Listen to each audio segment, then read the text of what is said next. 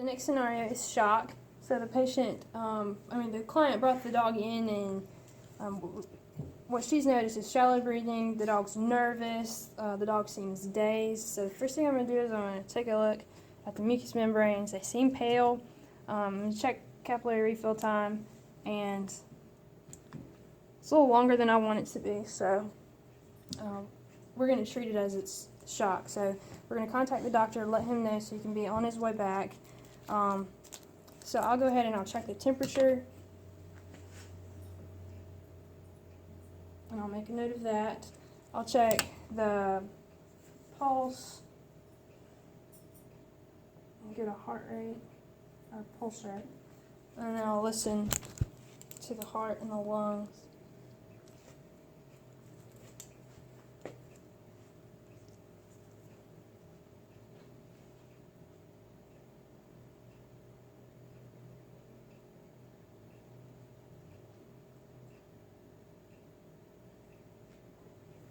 So I'm going to get a heart rate, pulse rate, respiration rate, log my temperature. We're going to keep track of that over time as we're trying to get her out of this. So at any point if she ever goes unconscious, we're going to make sure she's laying level, head the same level as her body. We're going to get in contact with our doctor, see what he wants us to start. Most likely he's going to say, IV catheter, start some fluids, maybe run blood work, but we'll wait to hear from him. Okay, so the scenario now is poison. So I've got a call from a client whose dog is eating some chocolate, so I'm going to try to get some information from her. Hello, ma'am. Hey, this is Brooke. So, what kind of animal do you have? Okay, dog. And what breed is your pup? A toy poodle. And how old? About 3 years old. Is it a boy or a girl? It's a neutered male. Okay. He's about 5 pounds. Alright. And did you say you got into some chocolate today?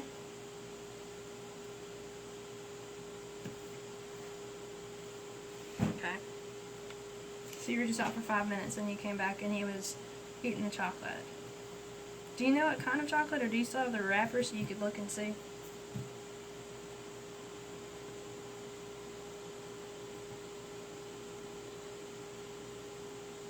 Okay, give me just a second and I'll be right back on the line. Alright, so right now I'm going to go just have a word with my doctor real quick, and most likely we're going to induce vomiting at home, but I'll be right back. Pause.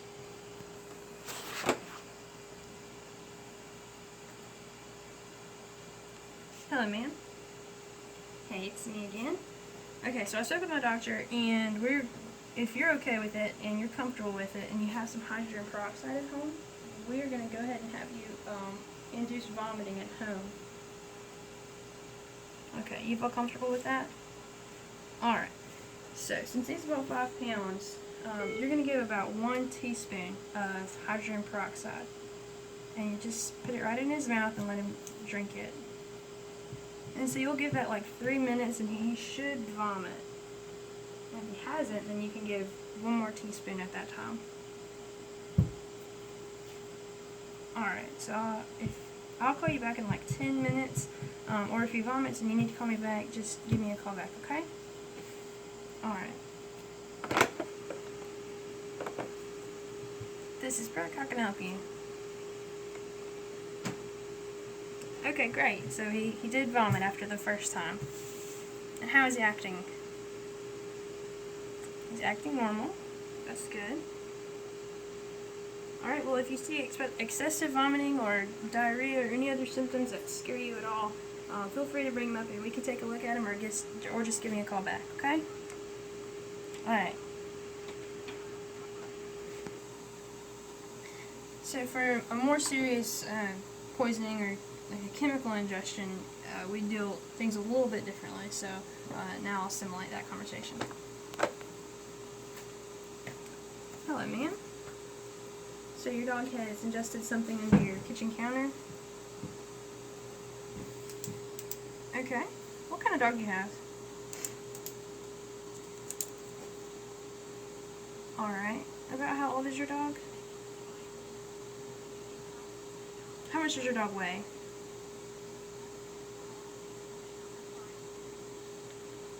Okay.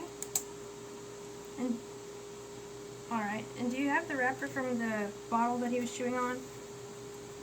Is it still where you can read it? Okay. Alright, great. Okay, hang on just a second. I'm going to go talk to my doctor and I'll be right back on the line. Okay, so this 60-pound golden retriever has gotten into what seems to be a cleaner of some sort. So I'll take this information to the doctor. Most likely he's going to tell me to have her contact Poison Control, and I'll give her the number. So just a second and I'll do that.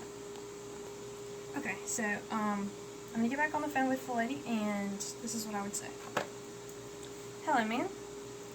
Okay, I'm going to give you the number to the Poison Control hotline, and so what you should do is just call them immediately and give them the information that you've given me.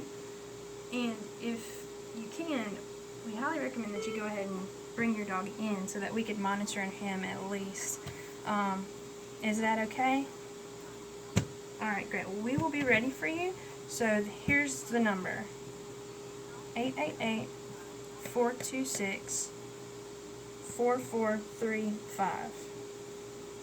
Got it?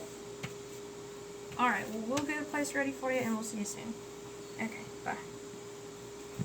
So the last scenario is seizures. So if this dog were having a seizure, the best thing you can do is stay really calm, keep the area really quiet. It's better not to try to restrain them, but just to keep them from hurting themselves. So what we usually do is just like place towels as best you can. Try not to get anywhere near the mouth because seizing animals, they can bite. So you want to keep them on a softer surface. If they're on something like this or floors are concrete, then just adding a blanket. You just have to be really careful that they can't bite you or something like that. You definitely want to time the seizure to see how long they're lasting. But keeping the area calm, quiet, sometimes even turning off the lights and keeping it dim. You just don't want to stimulate them any more than you have to. And then after the seizure, you want to keep them warm, so you may add a blanket on top, and just continue to keep it calm and quiet.